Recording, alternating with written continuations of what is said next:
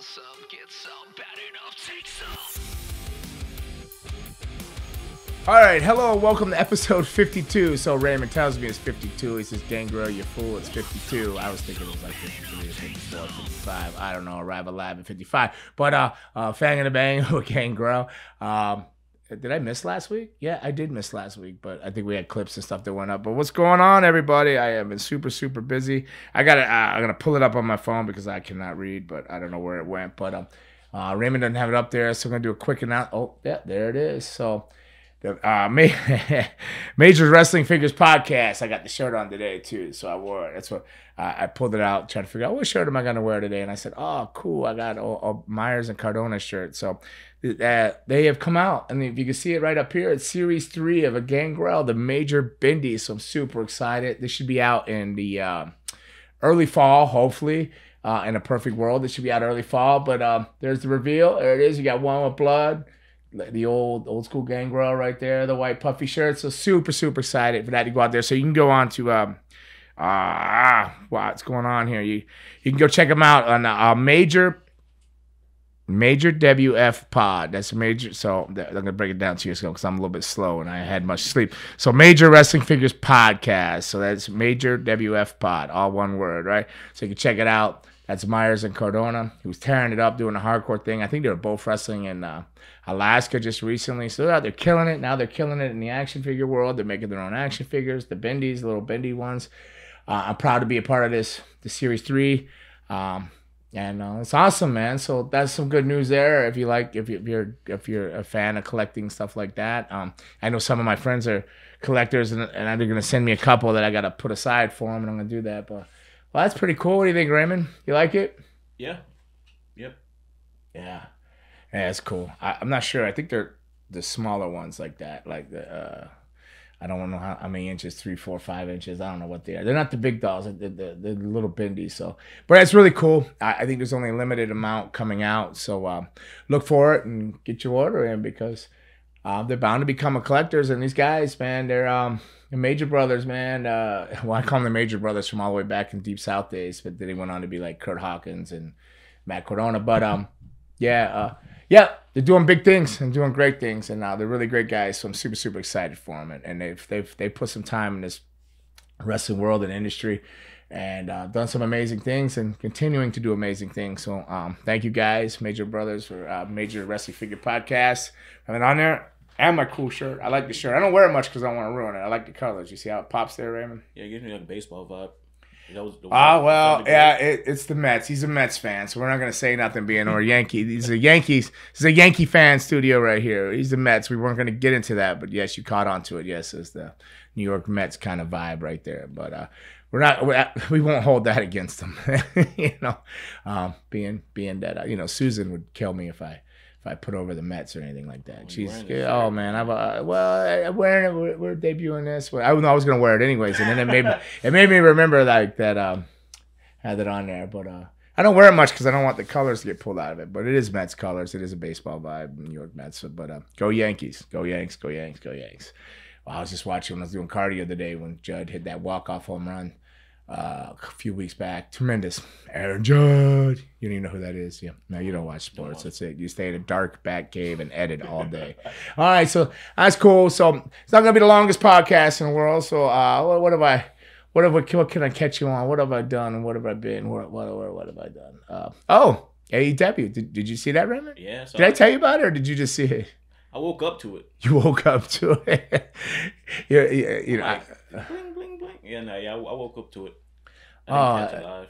No, but did I tell you I was going to do it? I told you I was going to do it, right? Yeah. Yeah, okay. I didn't leave you out of the loop. I know I didn't mention it to a lot of people or a lot of things because I wasn't sure or whatever, but it was a really good experience. So came out. It was AEW and Rampage. It was AEW Rampage. It was a live show in Las Vegas. So at the McUltra Arena there, right there in Mandalay Bay. Very cool hotel, very cool arena. Everybody was very cool. Pleasant experience, Locker rooms can be, they can be intense and intimidating places, even after being in wrestling 35 years, you can still feel a little off balance, but I could tell you that the AEW locker room was a very pleasant locker room, very chilled, relaxed atmosphere. Everybody made you feel welcome.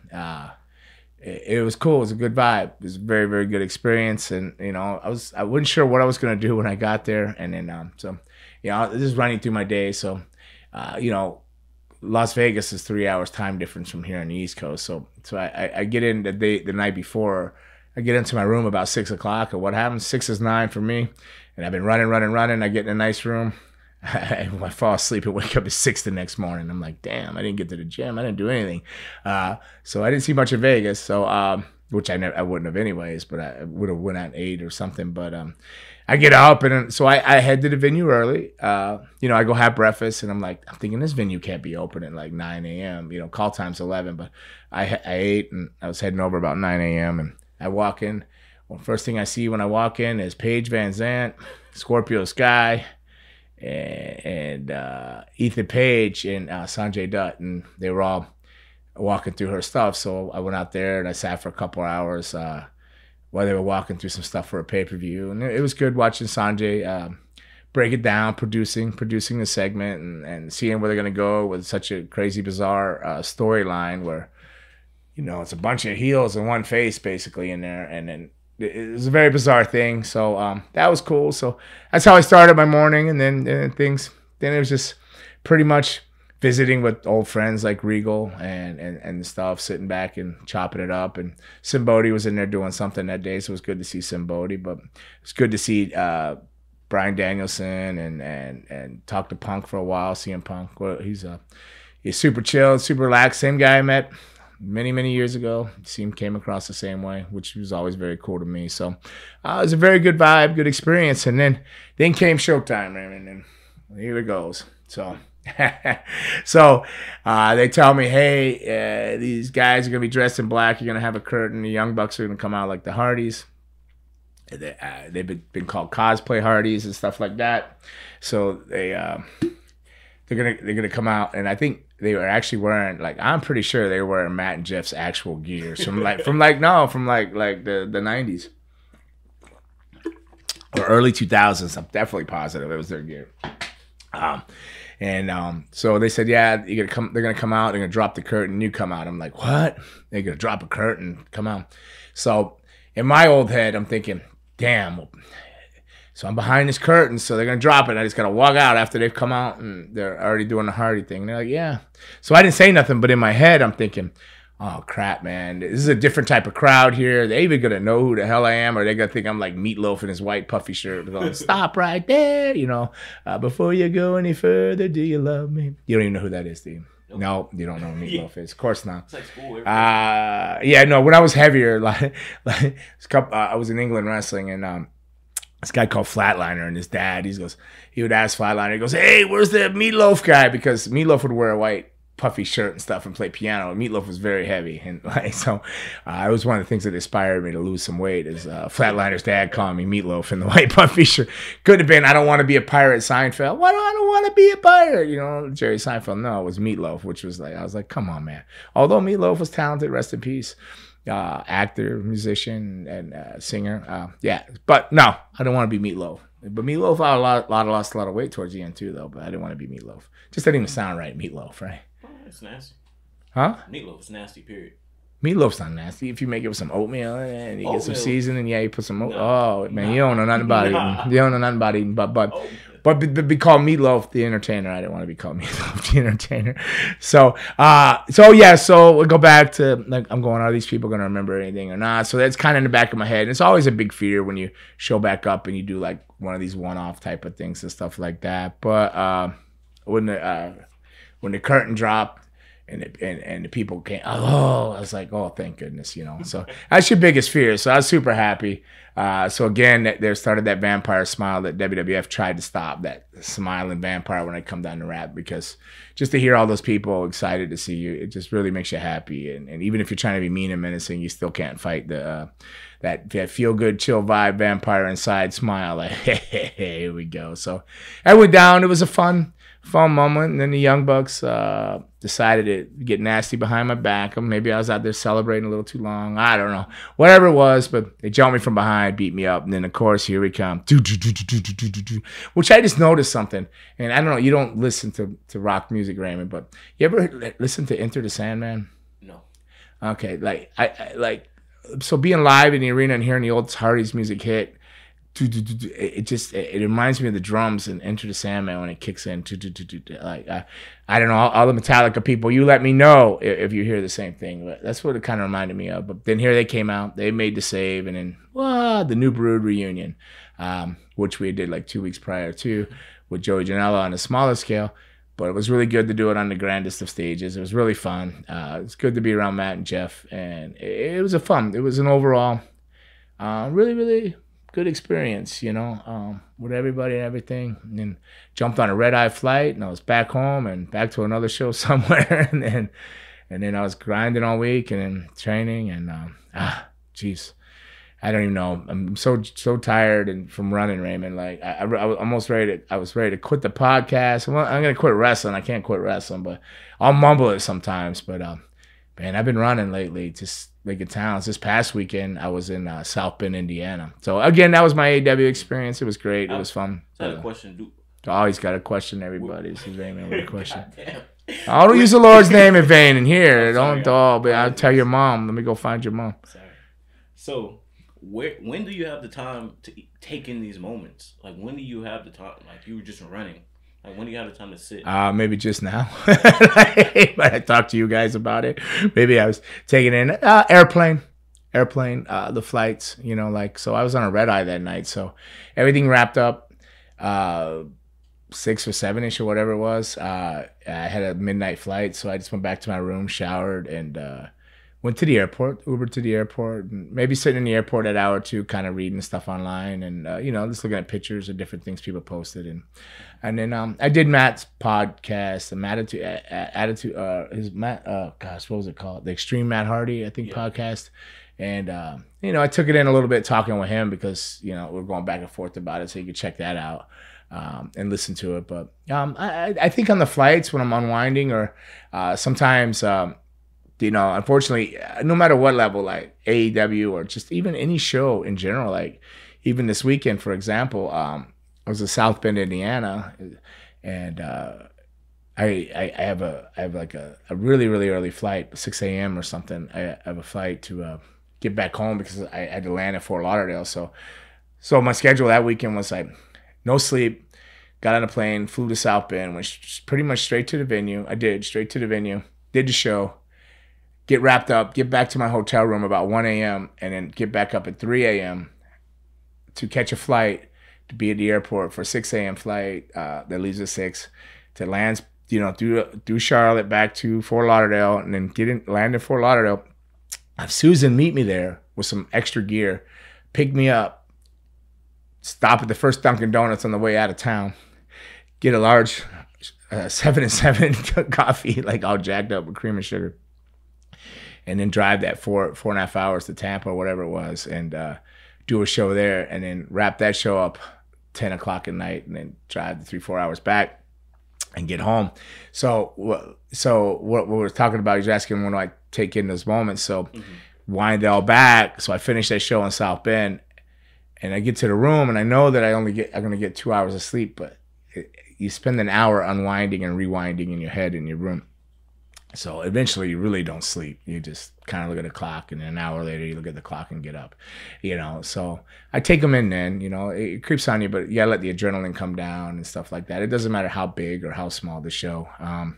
It's the same nerves, the same everything, AEW, the aftermath was bigger. So maybe a little bit longer to come down and take all that in, waiting for something negative. I could, I don't know what happened there. It was a good thing. I'm not going to go into what I was going to go into. I'm just going to scrub that. So I don't want to open another Pandora's box. But so no, that's when I take it in, and it's a good time. And this weekend was one heck of a weekend. I just sent some positive vibes out to the one guy I wrestled, not in Indiana, but in Tampa, Palmetto. I don't know. I think he had a high sprain on his ankle. Something happened where he twisted his ankle doing something during the match. I heard a scream, and And the guy went down. I went, what the hell? I was looking for a shooter or something. Shouldn't joke about that, but I thought something bad was going on. I just looked down there because he was like, I thought something really bad happened. But it was. He sprained his ankle. So I sent him some a really high sprain. It bruised up pretty instantly. So it was a pretty gnarly sprain. So send that guy some positive vibes and healing energy. Speaking of positive vibes and healing energy, well, I got to run out of here. The reason I'm keeping it so short today is I'm on such tight schedule training, but I got to get over there to see Dr. Silva and Randy, the muscle whisperer. Work that arm over, not my arm, work my leg over. And I don't know if I'll do PRP today because it might be too close to the other PRP injections, but definitely go down there and I'm going to get some therapy and see the doc and probably go over some more blood work or something like that. But things are going good. I'm down to 249, Raymond, holding around 249 right now from what? A month ago or so, I was like 270 or something like that, 265, 270. So going the right direction, feeling better, feeling healthier. Just don't have enough time in the day to make things happen. So I bet you don't even have Pandora's box ready, do you? Don't tell me it's a bunch of questions on your phone. When you do that, it always goes crazy and around. You did that last time. Yeah, I have 5. You have 5 questions. All right. Down, Okay. Well, ready, set, go. What's in the phone or in the box? Let's go. Taylor's phone. All right, first question. Let me ask you, Raymond. Are you a player, a pimp, or a sucker, or a simp? Which one is you? Afraid to answer that. Ready for the first one? Yeah, go on, man. All right, man. Man, you even got any shoes? Where's your shoes? What is this, casual studio day? My bad. Thought about putting on shoes with it. Oh, all right. I'll leave you alone. Let's go. Shoes. By the way, something sucks that it says on his little sliders, and he's in these green sliders that only Anna would appreciate the color green. But go on. All right. Were you ever in the music scene? If so, what did you gravitate to, and how was the overall experience? This is from Jay. Man, y'all don't know who I am. I was called Rapula. I had LPs dropping left and right. No. I was never in the music scene. I gravitate to all music. Different moods at different times of the day. I do generally I enjoy listening to everything but opera. I have to be there to watch an opera to enjoy that. I can't just listen to opera. I'd have to watch the story play out. But I love all music. I listen to a lot of 90s and late 80s hip hop and some people would call rap. But it was and a classic rock. I truly love all music, but what do you want me to break down something for you? You need me to break down something? Me? You know I like all the music. You know that. I know you. You're big in the music scene. Maybe she. Oh, I'm in the music scene. Oh, you mean am I a fan of the music? Like that? You go deeper into. I thought you meant am I a musician? And I'm not like. No, not yet. I still drop something soon. No, I do love music, and I gravitate. It really depends upon mood. Sometimes I'll listen to like before I wrestle, sometimes I'll listen Rage Against the Machine. But then pending what's going on, it could very well be DMX that I'll listen to before I start to wrestle. Either one of them put me in the right frame of mind to wrestle. They both like Rage Machines is a political thing.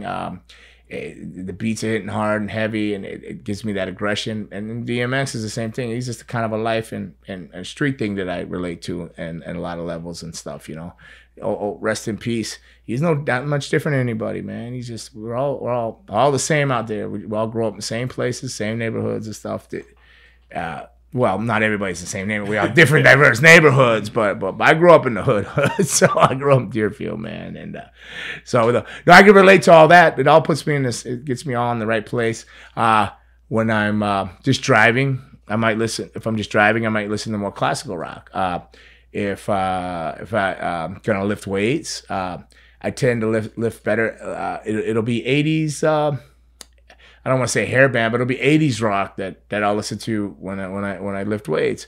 Or if I'm just chilling like out back and I'm gonna smoke a cigar or something and chill out on the patio, I might listen to anything from Etta James to LL Cool J. Like so. What you know about Etta James? Man, I know a lot of Etta James. I had a crush on Etta James. What you know about? You don't know that. But you know about Cadillac Records. You see that? Watch that? Yeah, that's a good show too. That's a good show right there. Well, man, go on, man, with the next question. What you mean? What do I know about Etta James? If I know about Etta James, you should know about Patsy Cline, but you don't know nothing about Patsy Cline. Nah, that's what I thought. Moving on over. Boom. All right. What's your favorite female talent you got to work with during your career, and any funny, interesting Vince McMahon stories? This is from Brandon. What's up, Brandon? Favorite female talent to work with? Well, I mean, I worked with Luna for so many years. I learned so much from her. Like, it would only not even be right if I didn't say her, and that she was a great mentor too in a lot of ways and a lot of things. She was my biggest nemesis and arch enemy, but she was also my biggest help and mentor through professional wrestling. So that's pretty given there. It would be Luna. Outside of Luna, female talent wise to work with, Ivory. Love Ivory. Ivory's just a tremendous human being. Great woman, great person, great individual. Everything about her is just golden. And Molly Holly. Molly Holly's another one. Ivory, Molly Holly. Both of them are golden. And Lita. Lita's super cool too. And you know what? Got to throw up props for her. Deerfield Beach, Lita. Deerfield, dog. Deerfield. Now, yeah, Lita's from Deerfield, man. Yeah. So, I don't know. That's where she was born, but she lived in Deerfield as a kid for a while. Went to Deerfield Beach Middle School and stuff like that. So Lita, yeah. Okay. So trickling in, we got another question, kind of similar. Not similar, but similar. I mean, all right. What do you think a title reign would have been like for Luna in WWE/F? And do you think Luna will be proud of the women's wrestling today? And this is from B Prime. B Prime, what's up? You related to Be Real? B Prime? You don't even know who that is either. Nope. Come on, man. Cypress Hill? Come on, man. All right, whatever. So what would Luna's title reign be like nowadays? Well, it might. Well, her title reign back then, short, because like her temperament and stuff like that. I don't think it would have been very long. I think that she deserved one, yes. She deserved it to be a longer one, yes. But I think she would have been her own, maybe her own enemy. She would have worked against herself on that one. Would I think she'd be proud of the professional wrestling today? The girls, the women, the ladies? Yes, some of them, a lot of them, because it's very much more what she was hoping to see more than a TNA type of thing, for lack of better terms or words, that was going on. Like people coming in, like at least they're training to be wrestlers. They might have all not came into it for the right reasons, but there's a lot of them out there that are doing it for the right reasons. So I believe all in all, she would be happy, and I think she would fit better now with this generation, even though it's PC and she'd probably got canceled like 30,000 times by now, but work-wise, I think she would have fit better with this generation. Not social-wise. Like, should have been canceled. Like, should have definitely been canceled. I don't think so. Oh, should have been canceled. She'd have been canceled. But it would all been. I was just talking. It's funny. I was just talking to Matt Hardy on his thing, and I said, imagine if they took the wrestlers from the 70s, 80s, and the 90s and transported them like Bill and Ted into this time. And he goes, oh, they'd be canceled. Like, yeah, he said a week. I'd say 2 days. He gave it a week, and it said 2 days. But then he goes, what if we took the wrestlers from today, this era, and then put them back in that time before we started and up till we started, and we both agreed just as quick, they'd be dead. They'd be dead.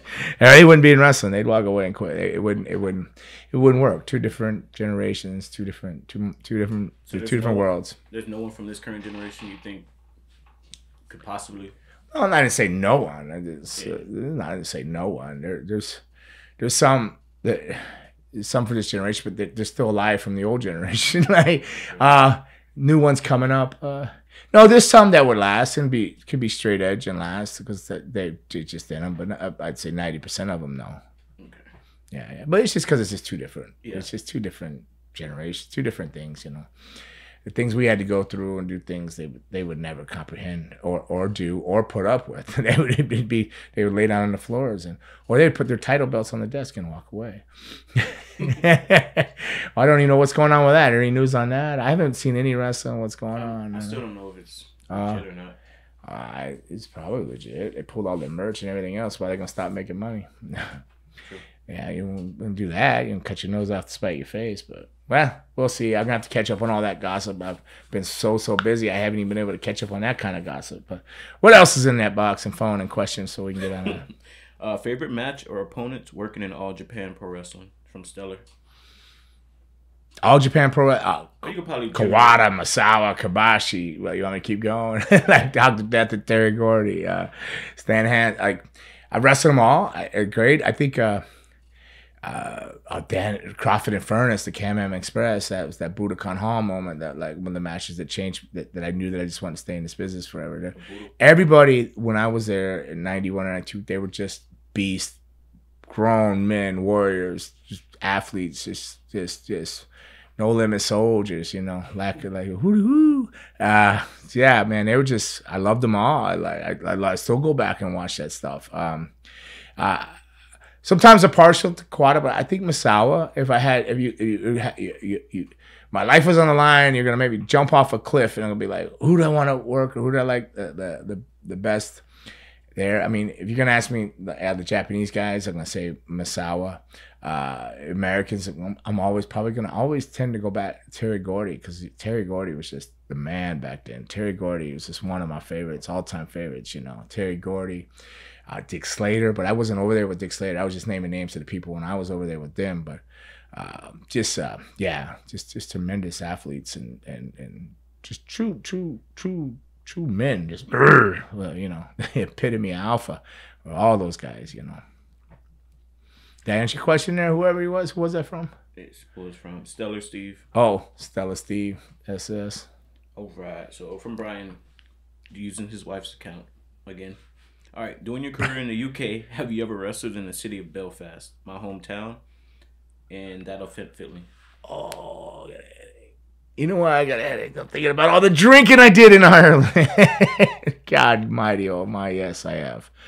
I wrestled Dublin, Belfast, yes, I've wrestled all over Ireland. I've done a lot of little tours of Ireland and little villages and little small places all the way down to Cork. Yes, done lots over there. And I will be back I believe I'm in Belfast. I believe I'm in Dublin and Belfast, October 29th and 30th. The October I'm in Ireland, so I'll be back over there. So who was that from? This is Brian. Brian. So yeah, I'm coming back over to the island, man. And yes, I've even stayed up all night in the hotels where they've tried to put me down and gave me that illegal Irish whiskey, whatever it is. I don't even know what it was, just trying to conk me out, man. But no, I've done a lot of time in Ireland. I love it. Love the people. It's beautiful over there. Everything's so pretty and so green, and everybody's really, really nice, and it's just a fun place to be. Taking Susan with me this time, so she's gonna come over to Ireland. So I won't be doing. I probably won't do a whole lot of drinking. I won't get off the crazy train and get off the rails or anything like that. I'll probably do some sightseeing and see some really cool things. So yes, I'll be over there at the end of October, Brian. So looking forward to seeing you. All right. Well, that pretty much wraps up the questions. Well, hell's bells. There it is. Raymond's like, you're not going to wrap it up right now. And I'm going to be like, yeah, I am. Yeah, good content. Good content. So, yeah, so I'm sorry. It's a quick show, everybody. It's some fun. So I went over it. We got, well, it's not up there now, but we got the, for those of you watching on YouTube or whoever clicks on the Spotify, can actually see the videos now. We got the Series 3, Gangrel, the Major Bindies from the Major Figure Wrestling Podcast, whatever it's called, right here. I got the shirt on. The Major Brothers, man. I was just, it's a tongue twister for me because I always wanted to say Major Brothers. But, it's up there too, right there. You can see it right there. Major Figure Wrestling Podcast, right there. I said it right. I had it right. Reveal. Love those colors, the purples and all that. Like the blood on the one. You got the signature. Retro vibe. Is that what it is? The retro vibe? Yeah. Very, very cool. So, yeah, that's an announcement. We went over, covered AEW, going there and how much fun that was and the nerves. I guess I could have got a little bit deeper into that, but I knew if I would have started open that Pandora's box, that it would take me 2 hours to explain my way out of it. So I'll probably have to retouch up and revisit some of the things that went on that day in there. But amazing atmosphere and a great time. And Tony Khan, very kind. Everybody, very professional, very cool. Good to see Chris Daniels there again, too. He's another one. I got to spend some time with Chris Daniels. Like, always good to see him. A lot of people don't know this, but Chris Daniels was up to be one of the Christian slid in and beat Chris Daniels out of that. There was two guys, and they're both actually in AEW now. Well, they're all three Christians in AEW, but two guys were up for brood spots. One was Chris Daniels, and one was Dr. Luther there of the Chaos Project. They were both up for that spot that Christian slid in the door with Edge, but Christian's what worked, and it made the brood a very cool thing. That the three of us, it was a perfect storm at a perfect time. and it went that way for a reason. It was destiny, I guess. But yeah, it's funny that they're both in AEW, all three of them. Christian now with both of those guys. So that's really a cool little fact and fun thing. But there's so many people I've seen. Jerry Lynn. I caught up with Jerry Lynn. What an amazing individual. Dean Malenko, of course, his father trained me, Boris. Great to see him. So many people, so many friendly faces and from my past. And it was a good time. I'll touch up. We got MLW Battle Riot coming up next week. I think I fly. Is it next week? Yeah, next week. I believe I'm in New York City for Battle Riot. I don't think I've been announced. I'm not sure, but I know I'm there. I'll be there producing, and more than likely there's 40 people in Battle Riot. So imagine digging up 40 guys. I'm going to be in that. No rules, no disqualification. It's going to be a crazy thing. I believe it's in the Melrose Ballroom or something, but I believe it's about sold out. So. New York. Yeah, New York, man. Flying into LaGuardia on Wednesday night. And then, I shouldn't tell everybody that. But yeah, LaGuardia. And then I'm off to, so that weekend, not this weekend, I'm up in Florida shots. But that next weekend, I fly out Wednesday. Battle Ride on Thursday in New York. Fly to Providence, Rhode Island, Friday, Saturday show. Fly back in Sunday. Land at 12 o'clock. As a matter of fact, just like this past weekend, and jump in the car, and I got a show in Orlando Sunday afternoon at 4. So that's going to be a tight and a tough one for Frank Goodman's USA Pro. But just one more week in the day in the life of the Vampire Warrior Gangrel. That'd be me, the guy that doesn't even know who he is half the time. That's why I'm telling myself that's me so I can remember it and I keep pushing forward. But that was episode 52 of Fangin' and Bangin' with Gangrel. And I want to thank everybody. And I'll sign out with Raymond. Want some? Get some. Bad enough. Take some. I'll catch y'all on the flip side. See you on the other side of darkness.